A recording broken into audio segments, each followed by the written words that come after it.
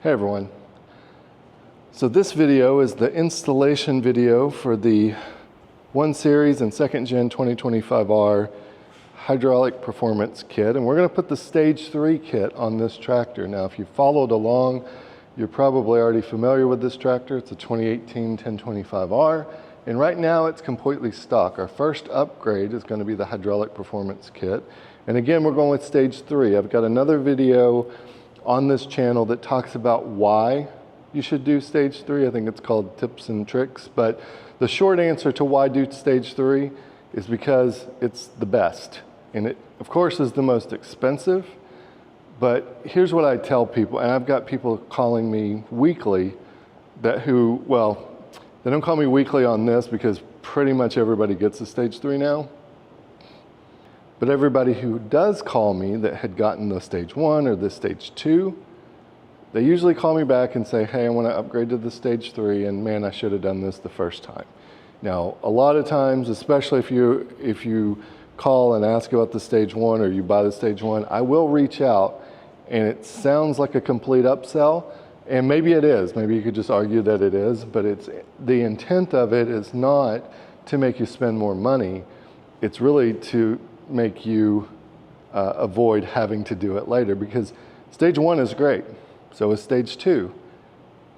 But when you see what, even stage 1 and stage 2, when you see how it fundamentally changes this tractor, and you know that there is another option that's even better that's available, you're probably going to buy it. I don't know how many stage 1s or stage 2s that are out there. I can probably count, stage 1s I can probably count on one hand, I feel like. Stage 2s, there may be a few more of those out there because we didn't have a stage 3 at one point, so a lot of people did upgrade, but not everybody upgraded. So the short answer, if I made that short enough, is go with stage 3. Unless this is way in the future, then go with stage 5. So with that answered, let's go ahead and talk about this installation. And I think the first thing I'll do, I'm not going to go through every single tool that you might need because there could be some nuances, but let me kind of give you an overview of tools, and I'll talk about some that a lot of people don't have in their toolbox that will probably be worth going ahead and getting early if you're going to do this installation. All right, let's talk about what's in the box, and what's in the box will vary based on your tractor model. Now, every box is going to have 3 hydraulic hard lines, but these are the ones for this tractor, which has a 260B. You'll also get these exact same lines if you have no backhoe at all, but if you have a 260 backhoe, these lines will be a little different, but there'll be 3 of them. We're on the stage 3 kit, so we have a stage 3 pump, and then we have our flow divider here. Move this out of the way. So flow divider, there's some changes to that from the very beginning. I'll talk about those when we're doing the install. You'll get PTO Shield Brackets if you have a 1 Series, but if you have a 2025R, then I don't send these because you don't actually have the same setup and they won't work. Every kit's going to have this, which is 2, well, every kit unless it's a stage 1, which we agreed nobody was buying. Every kit will have 2 bolts here that are longer that go into the longer pump, and then you'll have a 90-degree fitting. In the case of a 260 or no backhoe, you're going to get these 2. The glare is terrible. So you've got the various plugs. You've got 2 flange head bolts. Now I may change those, and if you got this earlier, you got socket cap bolts, but those flange head goes here, and then you'll drill and tap into the frame or the subframe of the tractor in order to connect these bolts, or connect this with those bolts. If you have a 260 backhoe, there's a supplemental video that I'll link to whenever we get to that point. But instead of having these 2 bolts, you'll still get the same fittings, but then you'll get 1 bolt, which is meant to go through the center here. And you can use any of these 3 holes whenever you're using this one, but I recommend at least on the 260 that you actually use the center hole, and you'll just secure it with 1 bolt because it's going to be behind the subframe, and you'll see that in the other supplemental video. Now, if you don't have a backhoe at all, you're going to get two spacers, and I'll show you what those do, but they're basically to simulate where the frame is for the 260. So instead of having even different tubes for that, we just space those out. And really this is just mounting there so that it keeps it in place. There's not actually a lot of movement in the setup, whether it's a 260B or no backhoe at all. If you have the older 1026R, your pump actually doesn't look like this. It looks more diamond-like, but it has the same bolts. And so if you have the 1026R, we'll send you the bottom bolts here because your bolts are hex bolts and they're not socket cap. And you'll need these bolts that come over here as well as these bolts in order to install your new pump. But again, it will work. It just looks a little bit different. Also, if you have a 1026R, because all of those are older, you will also need this. Now, this is something that you have to purchase additionally. I don't make any money on it, but it's something that's an additional cost to me, so I just kind of pass that on. But this replaces the tube that goes on the 1026R and really anything that's 2014 or before. And the way you know the difference is if you see, let me see if I can get to here. You see on this one, we've got this rubber elbow, and that's what will be used. And so this pump and the pump that I supply are the same because they have this outlet here. On the earlier models, you actually have in this spot, you have a metal tube that goes all the way to here, and it has 3 socket cap bolts that hold this metal tube on with an O-ring.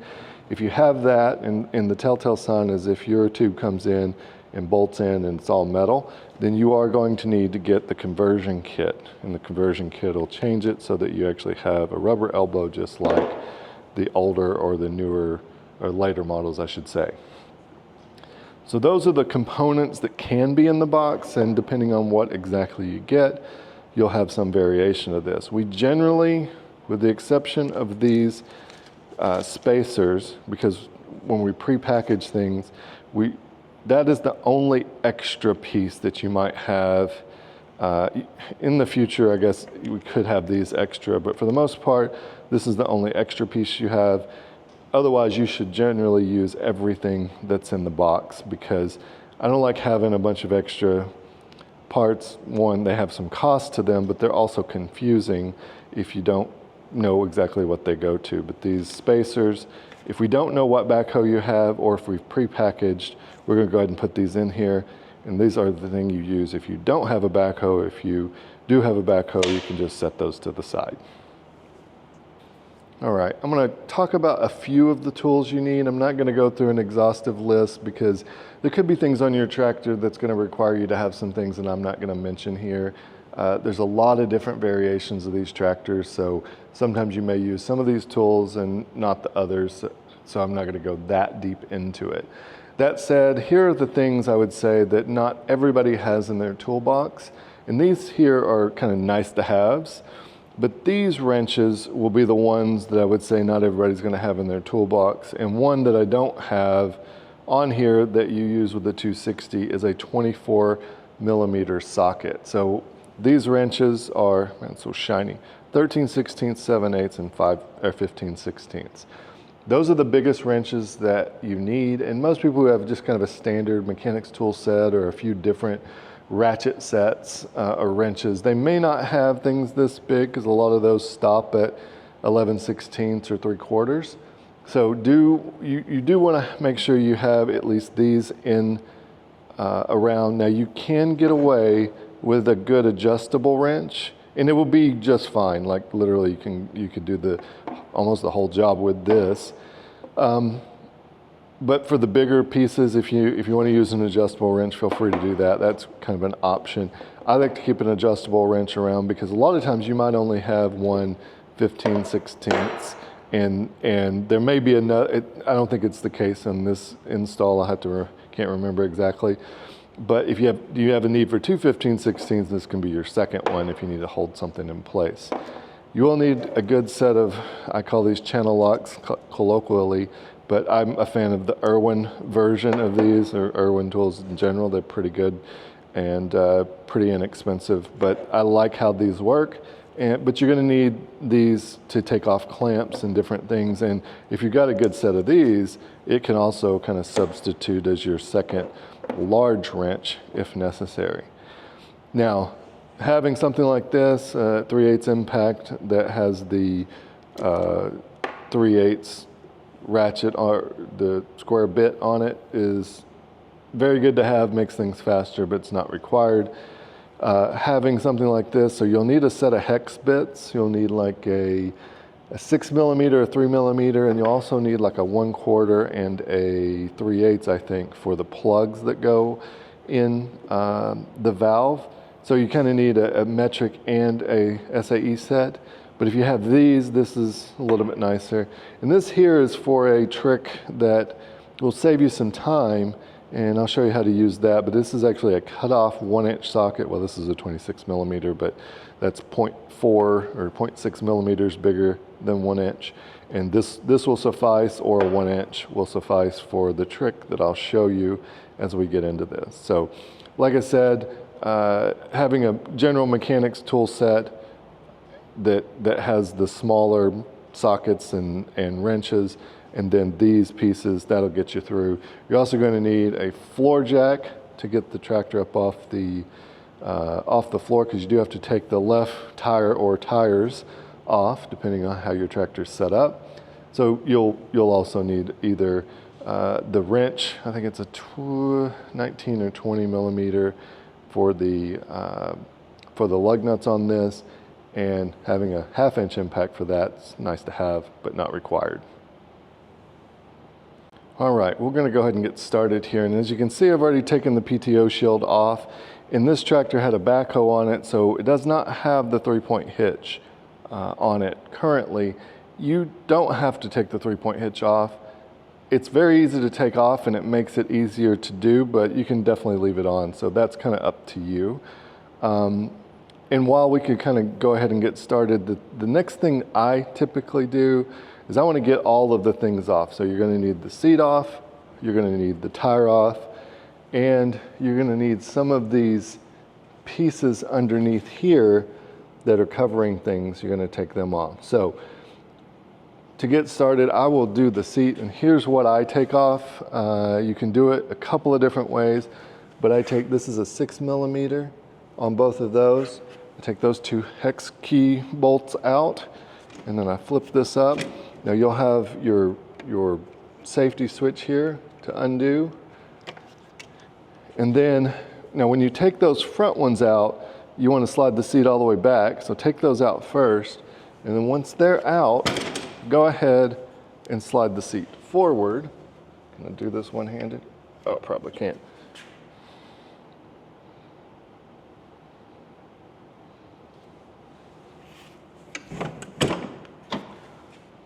Now that the seat's slid forward, you can see, you could take these bolts out, but don't do that, because then it gets a little bit wonky. Take these 2 13mm out, and it'll come off kind of as a single unit.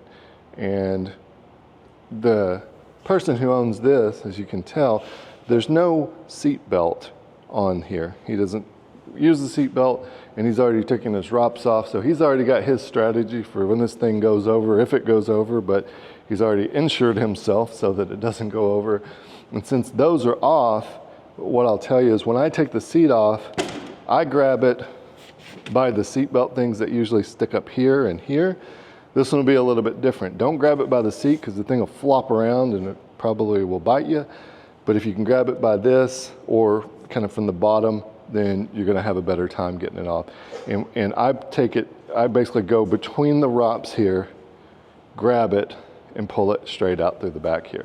And that's part of what, if you have the 3-point hitch off, it gives you a little bit more room to operate. So that's another reason to take it off. But again, you can get in between it.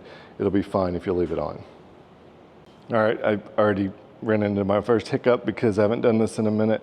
I forgot that these bolts they actually have nuts on the back of them.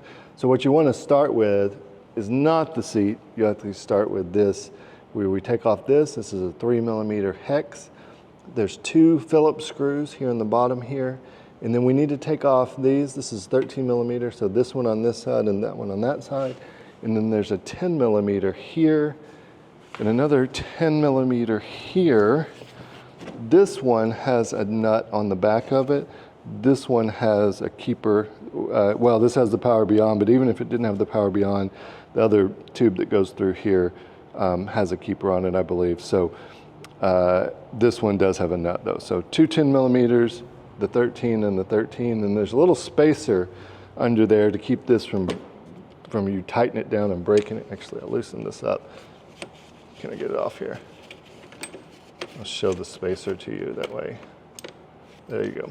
So there's the spacer, and that just keeps you from over tightening this down. But we'll take those 2 off, and then we'll take the front piece off. Last thing before I take all of that off, if you're wondering how this guy comes off, you just grab and pull, and it's just on as an interference fit. And when we loosen those bolts out, all this will come off. All right, as you can see, we've got our covers off here, and we also have the seat off.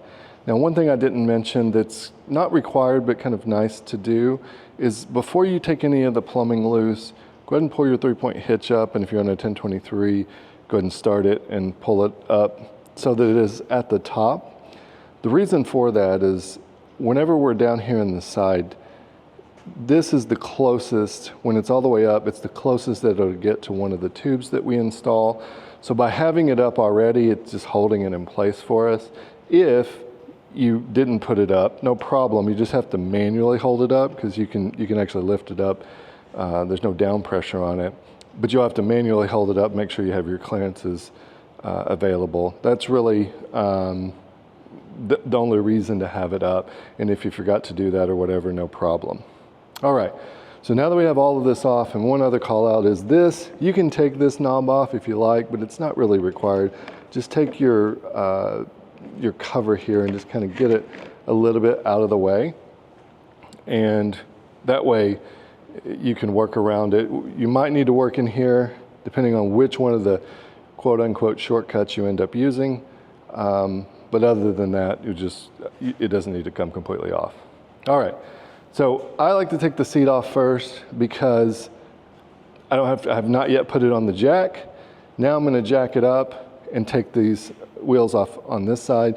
Now you can jack it up from the back here, but then you have to work around the jack. So my recommendation is the floor jack like that. If you have one, make sure if you do have the mowing deck, you can do this whole setup with the mowing deck on. But because I like to jack it up from under this direction, I like to have the mowing deck off if so equipped. So I'm going to jack it up. I'm going to take this wheel, both these wheels off, and then we'll get to the next step. We've got the left wheel off, right side stays on. This is really the extent of the big things that come off the tractor in order to do this install.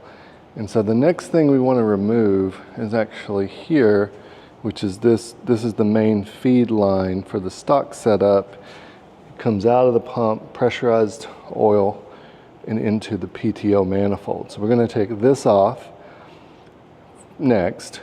Then we'll get to the changes to the PTO manifold, and then we'll get down to installing our flow divider, and then finally the pump. So let me take this pressure line off, and we'll move on to the next step. I got a little ahead of myself. You do need to take out this bolt, and it's a 15mm. And when you put it back in, this may be one of the only bolts I might consider torquing. It's 40 foot-pounds. So 40 foot-pounds, I still generally don't pull out a torque wrench for.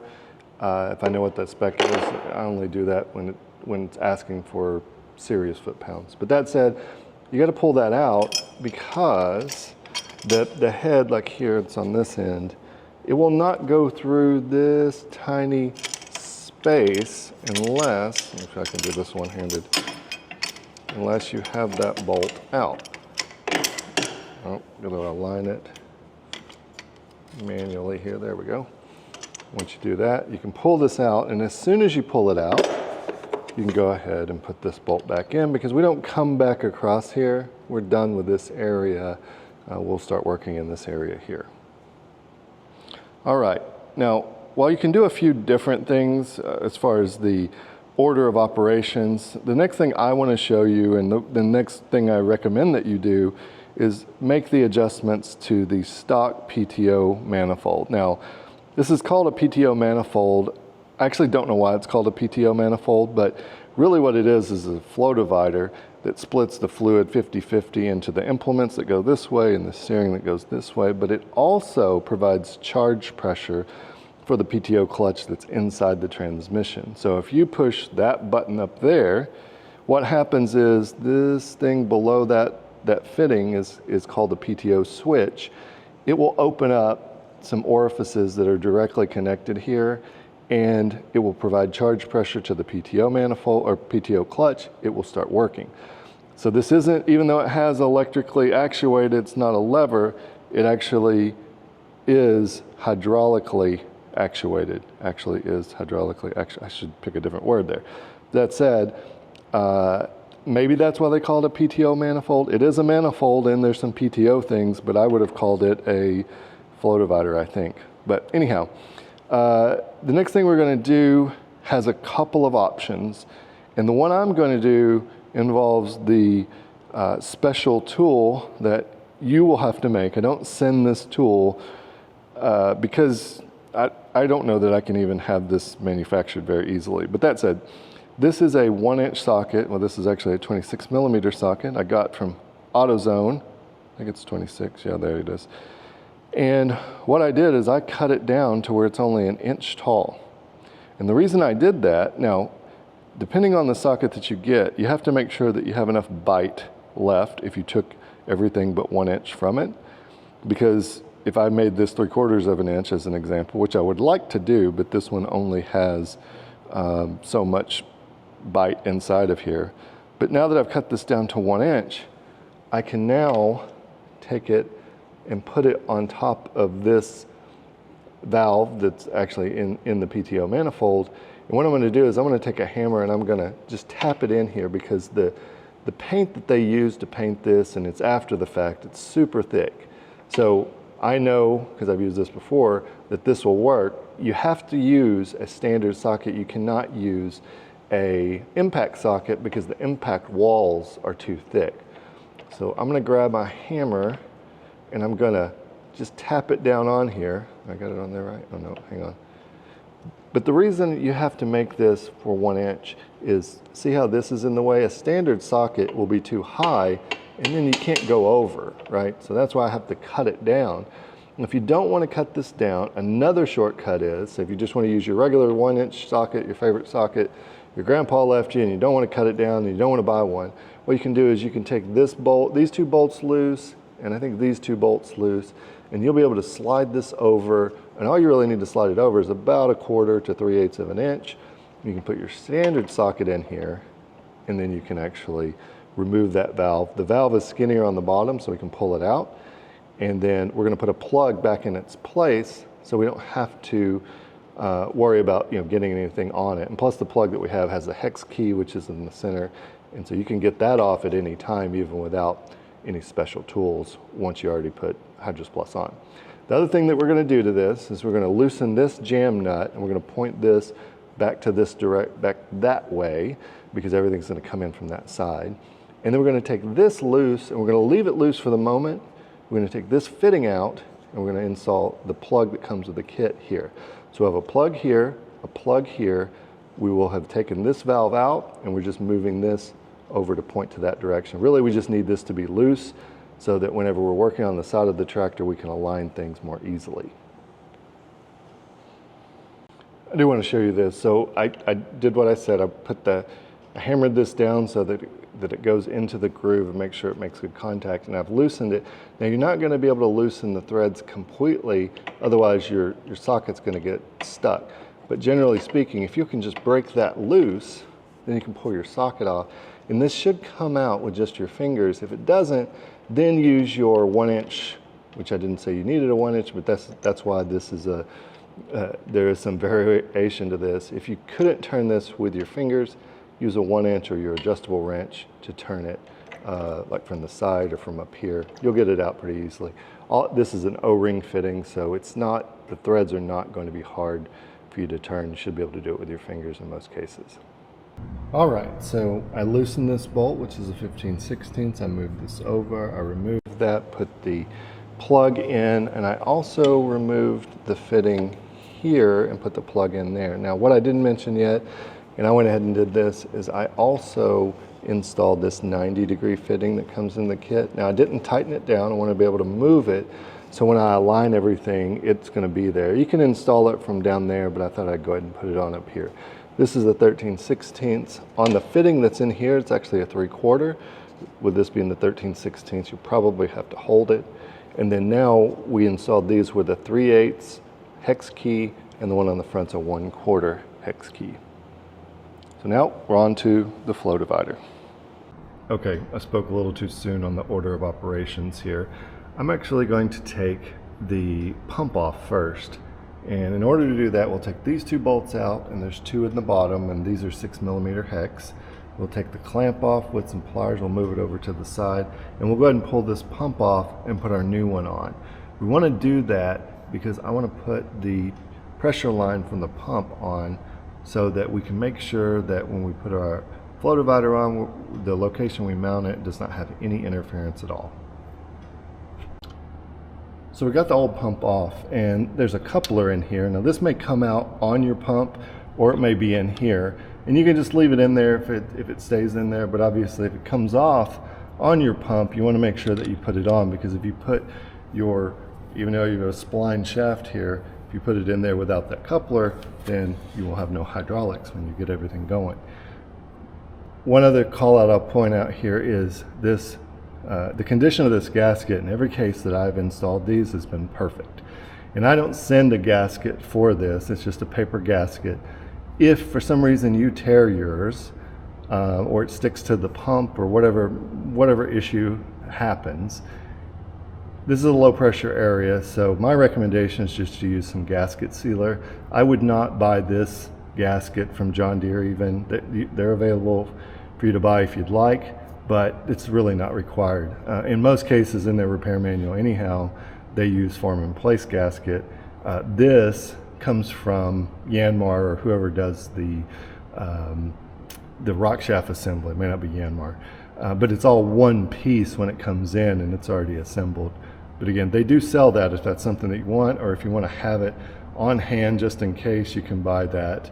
If I remember, I'll put a link on the screen to the actual part number. But once you have this coupler in here, if you take, so I can do this in front of the camera, you can do it a couple different ways. One way is to go ahead and align the spline so you put it on there easily, and then you want to get the splines where you know they're kind of in the right direction, and then you can pull it out, put this back in, and then again, trying to do this in front of the camera.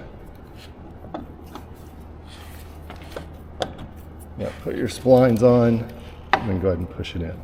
So now it's stabbed into the coupler, and you don't use those, you use the longer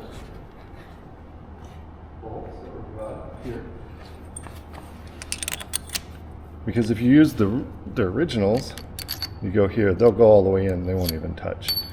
You put these on, tighten them down, and you will reuse your original bottom bolts. Go ahead and tighten those down. The torque on these, I think the spec is something like 30 foot-pounds. It's good and tight is really the spec on pretty much all of the things on here. If you are interested on these 1/2-inch fittings like this, the O-ring seals are, the foot-pounds are I think 30 to 35, and on the 3/8 version it's 16 to 20, I believe. All right, we're behind the left tire here, and this is where the flow divider is going to mount. And it's going to mount based on wherever you mount it, but you're going to mount it based on the clearances from a tube that comes here, one that comes through this hole, and there is an implement tube on the bottom, but that one really doesn't interfere with anything. One call out I want to make here is if you do not have the backhoe, then these spacers, this is actually the backhoe subframe. And you can see how these bolts here kind of protrude. They've got these holes for clearances for this. Well, in order for us to mount the system without the backhoe, we put these spacers on so that it doesn't hit these. It may touch these, but for the most part, it takes up the gap that this backhoe subframe would take up. And that way we can also still use the same tubes on both configurations. I mentioned earlier to have your 3-point lift all the way up, and that's because if you have this, which is the mechanical lift for the mower deck, this is as high or as close to this tube as it'll get. So if you have this down, if you have it down and you mount it based on that clearance, when you raise it all the way up, it might run into that tube. So if you don't have your 3-point all the way up, and you've already taken things off, just manually hold it up on the side so that it goes as high. I can probably do this, yeah, like you just hold it up with your hand just to make sure that clearance is okay. This is actually our safety wire. I'll put it back up here. And let me go ahead and, oh, last thing I'll mention, just to make it easy to see where you're gonna mark on this surface here, I'm gonna clean this off a little bit and put some tape on it. That way when I put a scuff mark, I can see it and I don't have to put any hard punch or anything like that. That was an idea somebody had given me that's been very helpful in a lot of situations. I never really thought before just to put some tape and make it easier to mark on. Because these holes that we're using, you know, instead of using like a paint marker, they won't really go through the holes of this flow divider. So, but a screwdriver will go through no problem and make a mark on that tape. So let me get that set up and I'll show you how we align this for final mounting. Okay, so I put this tube on the pump on over there, but I'm not going to take you over there. But just so you know, I loosened up the jam nut on the pump so that it could move this way and this way. But I basically put the tube on fairly tight, not completely tight, but tight enough where it's not really going to wiggle that much. And same thing for this. I've got this jam nut loosened up just a bit.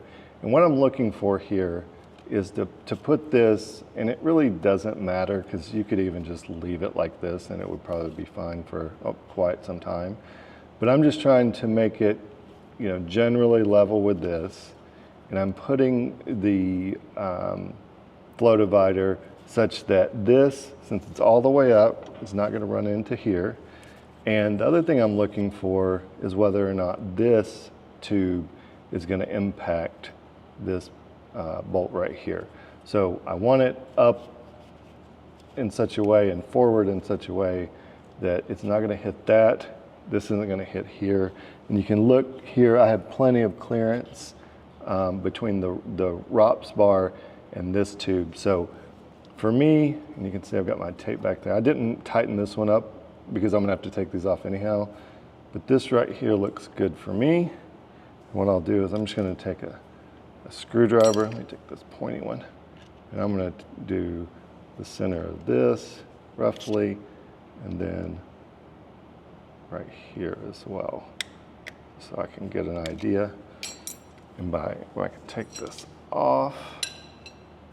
Well, I'm going to look back here and make sure I can see my marks. And I can, so I'll take this off so that I'm ready to drill. All right, I drilled one hole, but I thought it was worth, for those of you who are novice at drilling a hole in you know, 1/4 inch or thicker steel. So I provide the drill bit, and that's for two reasons. One, I want to make sure you have a nice sharp drill bit to drill through this. And two, it needs to be a stubby bit so that it can get between this kind of, this is the hub, it can't be moved. I say it can't be easily moved. And on this bottom hole, if you have a drill that's too big, like this is not the stubbiest of drills, but it's also not a big, you know, like the old school drill. So I'm able to, with the stubby bit, I'm able to get in behind here, no problem. Now, if you cannot get behind here, go ahead and use the middle hole and then you'll be fine. You'll have two bolts holding it. One would be sufficient, but if you wanted to have two, use the middle one. Now, two things I want to show you just just for those who have less experience drilling. Now you can use some lubrication on here in order to cool off the drill bit so that whenever you're drilling it, you're less likely to work harden it. But you won't really have to if you kind of watch what's happening. So I'm going to actually go a little bit to the left on this. But as I start to drill here, and I've already drilled, let's see, I'm on one or two. I've already drilled one hole. So this isn't a brand new bit at this point, but you can see it's good and sharp and it's starting to cut.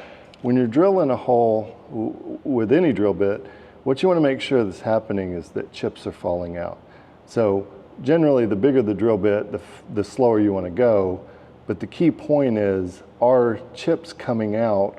Because that's what's carrying the heat away from the end of the drill bit. Now, the drill bit may still get hot, and that's okay. But you want to push hard enough, because if you don't push hard enough, what will happen is it'll kind of just sit on the surface, and it's going to work harden it, and you won't be able to get through it very easily, or you'll dull your bit. But if you push too hard, you can have some challenges of it trying to break the end of the bit, or you'll get it hung in the hole. You can see here, chips are coming out. So I know that I'm pushing hard. I'm trying to do this while not being in the way of the camera. So I can keep going, whatever speed I want, as long as these chips are flying out of here. If I see them not coming out, then I definitely need to slow down. Oh, so we punched through there, and don't worry that you're going to drill into anything. There's a gap between the frame and the transmission, so you won't have any issue there. Now, once you have this hole, I'm going to pull my tape off. I've sized this drill bit such that it's going to do this job. It's actually a little oversized for what you would do for an M8. But as you drill through here, if you end up wallowing it out just a little bit, that's okay. You don't want it to be too much, but making it just a little bit bigger, that's not going to be that big of a deal. Okay, now we're to the tapping portion, and I'm going to show you this so that you understand. With the tapping, I would recommend some WD-40 or lubricant. I mean, ideally cutting oil, but you don't have to have that. So I actually I do this a lot for some other stuff, but I'm going to show you how well this is set up. Now, I may not be able to do it down here, but we've got these set such that we can actually tap it with this impact.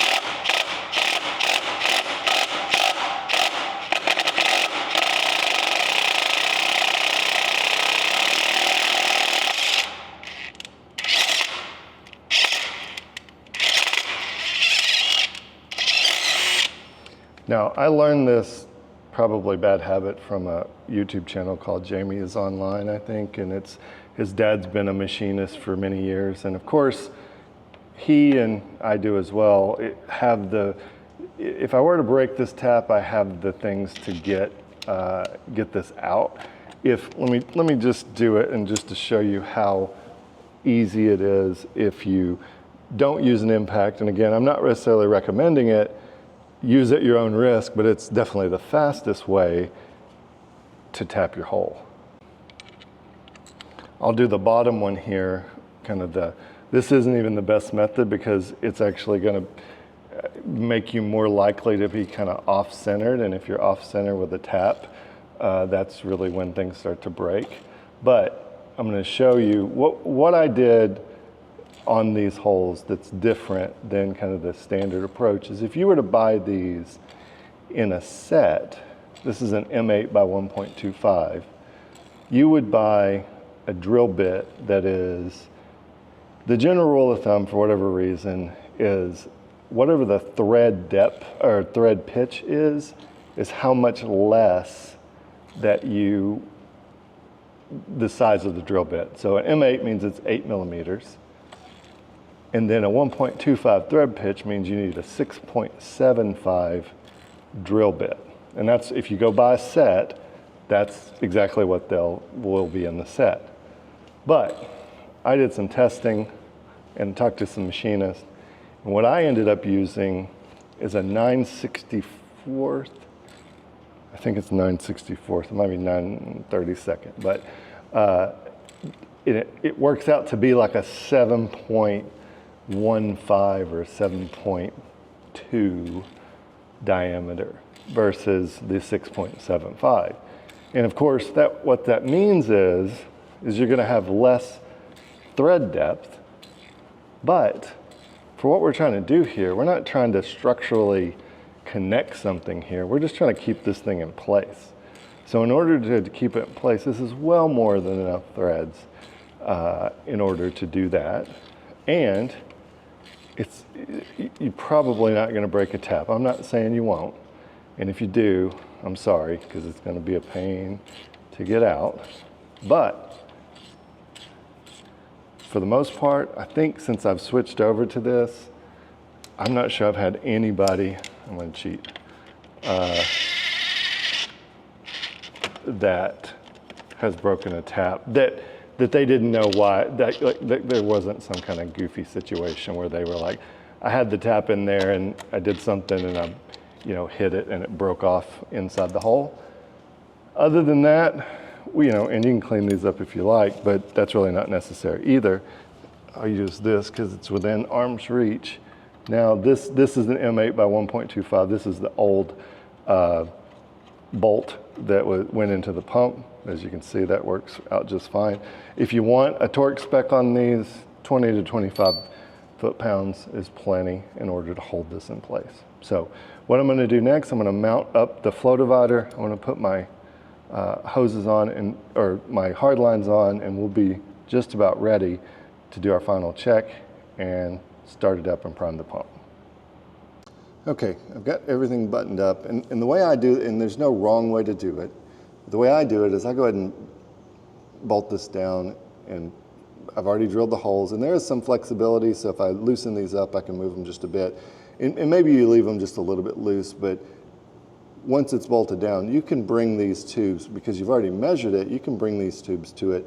There is going to be flexibility in the tubes in that the way these nuts go on, you'll have a 1/4 inch probably either side in order to get the threads started. Now, once you start the threads and you know that they're not cross-threaded, just torque them down. It may be a little bit slow, but it'll pull this tube into place. Remember, these tubes all started life as a straight tube and they were bent to these dimensions. So having them torqued or bent just a little bit is not going to cause any issues, and there's not going to crack or anything like that. They're malleable enough that they will just basically conform over time, and you'll never know that they weren't that shape from the beginning. But so if you need to pull and torque just a little bit, no worries on that. Just make sure you don't cross thread them. That'll put a kink in your day trying to fix that, or may have to get a new tube. But as long as they're not cross-threaded, you should be able to pull them in place. I've got my clearances here in all the places, and I feel fairly certain. I actually came back up here and checked the tightness on here because I did leave that loose, but just make sure everything's tightened up. A lot of times for me, what I miss is I'll loosen a jam nut so things will move a little bit, and I'll forget to go back and tighten it up. But I've got all of these tight, and the way I like to test, and you can test in all these ways or just test in this one way, I'll put the 3-point hitch down just a bit and then pull it back up. So that way when it starts, it's going to come up as soon as it primes. This usually primes basically immediately. And let's see here, I think we're ready. We'll see if anything sprays on us. Hit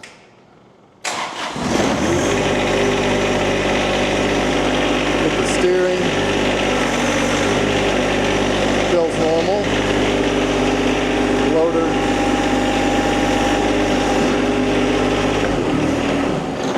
All right, so that's basically all the functions. But if one of them works, especially the rock shaft because it's last in line, then all of them are going to work. You don't have to test them all, but eventually you will. And so now that we have everything the way we want, and we check for leaks, we can go ahead and start putting things back together. Before I put this back together, one of the things that I want to mention is, within this video, is that we have the conversion kit. So if you needed the conversion kit, and that means you had the metal tube that goes all the way into the side of the pump. Then this is what you'll get with the conversion kit. It's got its two clamps on it here, and it basically, now if you look at this one, so I can do this with one hand, it's basically shorter than the one that you see on this. It wouldn't actually reach, and that's because with the older models, this boot here actually comes up higher. So that's why this is shorter for this one, and because it doesn't go on this one, it will go on the 2014 and earlier. Now, the only thing, I'm not going to do I don't have a machine to show you the exact install, but here's all you really need to know. The fluid level is going to come up to about right here on the machine, and unless you've done a hydraulic fluid service and you've got this off, once you pull the metal tube, again, it's metal all the way up to here, once you pull it out of here, fluid's going to start coming out. All you need to do is to make sure that you have this ready, and it comes just like this. Take the end of it off here, the dust cover, and once you pull, take your clamp, move it down. When you pull this off, be ready to put this one on. And once you do, now this may be oriented, you may have to orient this just a little bit, but it's basically made so that it misses everything. If you can see that black on black there. But it'll make a lot of sense when you actually have it next to the one that it belongs on, because it really does look the same with the exception of the rubber elbow right here. So of course everything goes back on the same way it came off, but let me give you one trick to putting this back on, or I'll show you how I do it. So I'll pull this back here. I go ahead and get these started, but I don't put them down, because these will slide up underneath them, and having those bolts and having it down seems to help. So as we put this underneath, the other thing you need to know is this lip goes under the metal, but these on the side go above the metal. And the thing that makes this a little bit tricky, walk around here, is that the, underneath here somewhere, where'd you go? Way up here. Oh, do it with one hand. The differential lock pedal will get behind here, and if you're trying to fight it, then it won't be fun. But go ahead and pull that down, and then everything is pretty well aligned for your two Phillips head bolts, and then go ahead and snug these down, and other than putting your knobs on, you're done with this portion. Last order of business here is to go ahead and, if you're on the 1025R, add the PTO, extended PTO Shield Brackets. Now, if you have a 2025R, the transmission area back here is made differently. So these won't even begin to work. You'll see, if you go look at yours, you'll see what I mean. It doesn't look anything like this. Let's see here, add our new bracket here.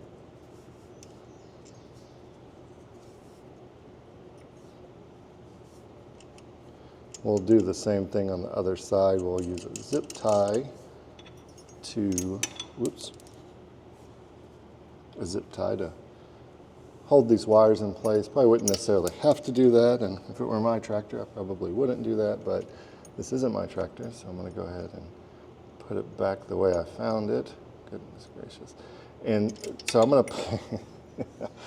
gonna put this on if possible, and you can see it's made like identically. You can see the dirt.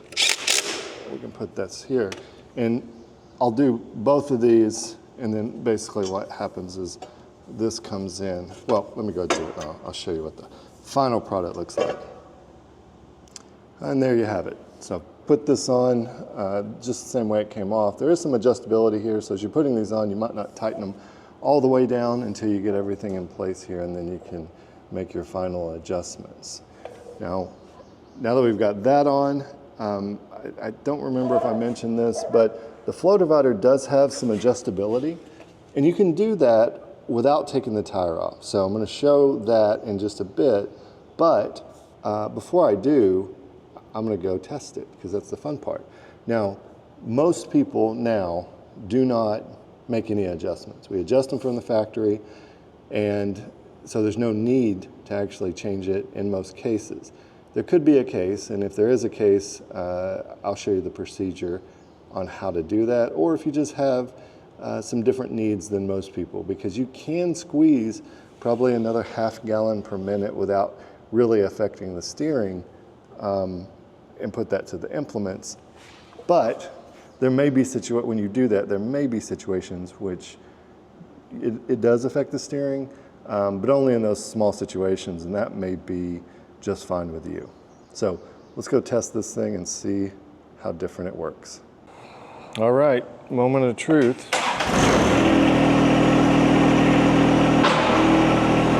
So we're, you see this, idle, 1500.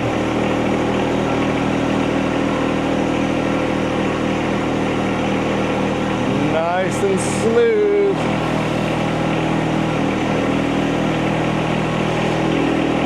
See how this looks with a little.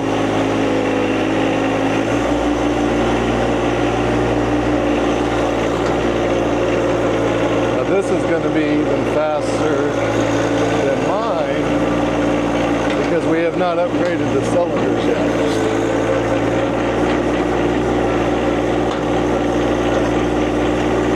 One thing that's also interesting is this tractor does not have a turbo on it, and it smells completely different than my tractor. Oh, four-wheel drive.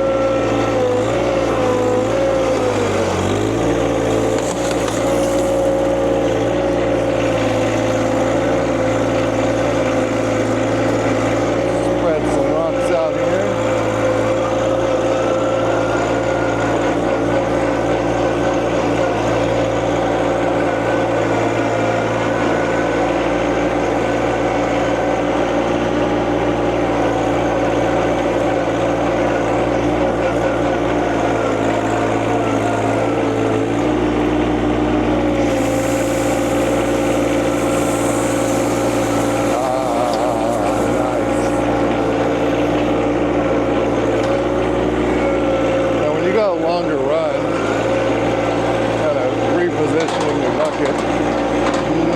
Big a deal.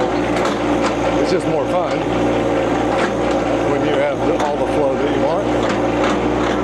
But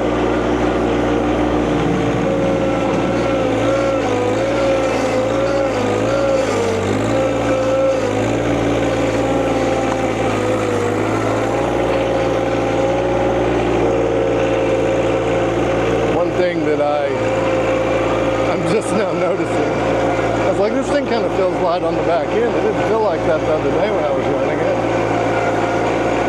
There's no backhoe on this tractor right now, so I'm running bobtailed, as the truckers would call it.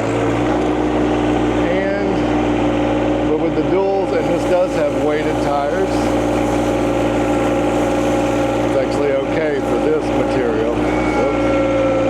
Too hasty there. My goodness.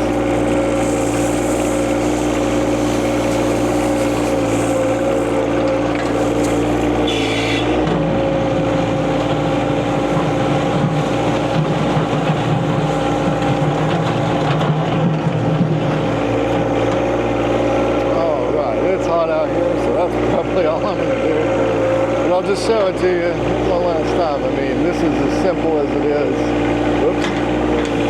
Whenever you have plenty of flow, find that sweet spot.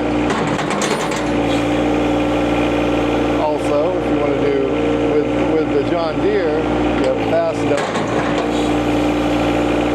But really, with HydrosPlus, you don't really need fast dumping. That's how fast you're just dumping it. But if you need to go really fast, there it is. All right, let's go back in here. One last thing I'm going to show anybody who's interested, if you want to adjust it, what that entails, and it's quite easy. And then we'll wrap it up. Okay, last thing we're going to do is actually show you how to adjust this if you need to. Now, really the only reason you would need to is if for some reason this wasn't adjusted correctly at the factory. For the most part, that's all you would need to. Now, some people may have some use cases where they need a little bit more flow to the steering, or they feel like they need more flow to the steering. And if that's the case, so this is what it looks like. I'm going to show it to you out here because it's really dark in there and you can't hardly see. But basically, you take a 1/2-inch wrench, and you can do that with the tire on, and you break this loose, and you just pull it out. And then this is going to be set at about 1/4. It's going to be roughly between 0 and 1/4 turns out. It'll be somewhere in there, and that's set by the factory at 2 gallons a minute. Now, what I'm going to do, let me just tighten this up completely. So that one's completely closed. Start her up. And the steering is basically like the tractor's completely off. There might be a little bit of flow going that way, but for the most part, completely off. You can see it idle. That's flying. That noise that you hear, we're forcing it down, is actually the restrictor that's in here. You don't generally, unless you're just forcing it down, you really don't hear that, but you will hear it when you've got a whole lot of flow. And this is it. This is it idle. So if we wanted to go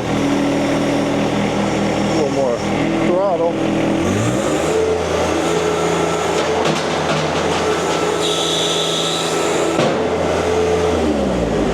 as you can see,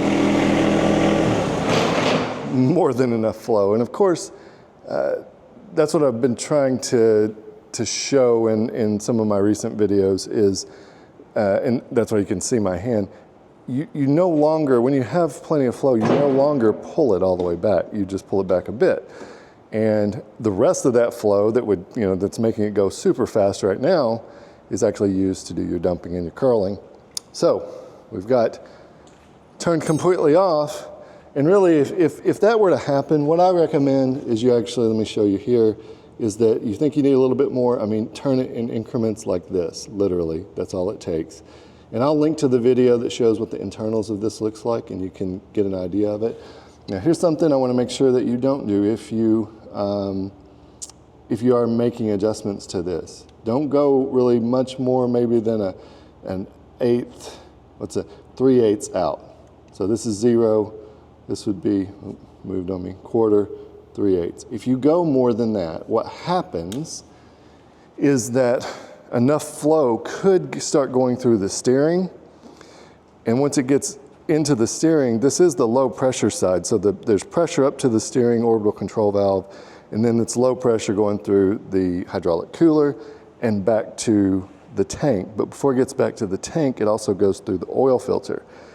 If you were to open that up, say 1/2 turn, maybe, or more, anything more than about 1/2 turn, and then you go to wide open throttle, you will, even though it's not pressurizing it, the residual pressure of the friction that goes through there because it's trying to shove so much fluid through is enough to potentially blow the seal on your oil filter, which that's probably all that will happen, but that has happened for a few people. And the oil seal is probably rated at like 20 PSI or something. It's probably really low. So nothing, no harm done with the exception of now you need a new oil filter, but that is the only downside. So there can be too much flow going through that circuit, but there really can't be too less with the exception of you don't want your steering to be fully manual. So I'm going to put this one right back where it was, which would be about 2 gallons per minute here. And it was just shy of 1/4 turn out. Start her up. Let me go to this side here. Steering feels just like it always does. Lifting, plenty fast at idle.